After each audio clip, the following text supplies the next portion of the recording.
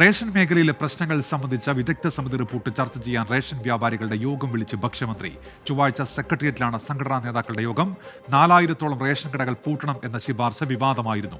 രാഹുൽ സുരേഷ് ചേരുന്നുണ്ട് കോഴിക്കോട് നിന്ന്. രാഹുൽ, എന്തൊക്കെ കാര്യങ്ങൾ ചർച്ചയാകും യോഗത്തിൽ? രാഹുൽ, ഉന്മേഷ്, റേഷൻ മേഖലയിലെ പ്രതിസന്ധി സംബന്ധിച്ച ഉന്നതതല റിപ്പോർട്ട് കഴിഞ്ഞ ദിവസം സമർപ്പിക്കുകയും അതിലെ വിവരങ്ങൾ പുറത്തു വരികയും ചെയ്തിരുന്നു. അതിലെ ഏറ്റവും പ്രധാനപ്പെട്ട ശുപാർശ എന്ന് പറയുന്നത് 4000-ഓളം റേഷൻ കടകൾ, അതായത് നിലവിൽ നഷ്ടത്തിലുള്ള 4000-ഓളം റേഷൻ കടകൾ അടച്ചു പൂട്ടണമെന്നതായിരുന്നു.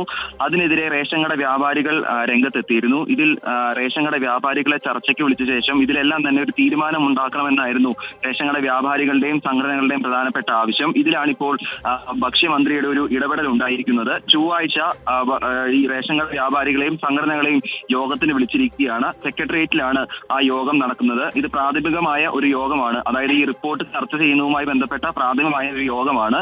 ഈ യോഗത്തിൽ റേഷൻ കട വ്യാപാരികളുടെ ആശങ്ക അവർ അറിയിക്കുമെന്നാണ് പറഞ്ഞിട്ടുള്ളത്. ഇതിലെന്തായാലും മന്ത്രിയുടെ ഒരു അനുകൂലമായ പ്രതികരണം ഉണ്ടാകുമെന്ന പ്രതീക്ഷയാണ് റേഷൻ കട വ്യാപാരികളുള്ളത്. ഉന്മേഷ്, ഇത്തരത്തിൽ ആശങ്ക ഉയരുന്ന സാഹചര്യത്തിലാണ് ഭക്ഷ്യമന്ത്രി ഇപ്പോൾ യോഗം വിളിച്ചിരിക്കുന്നത്. രാഹുൽ സുരേഷ് വിവരങ്ങൾ നൽകുകയായിരുന്നു കോഴിക്കോട്.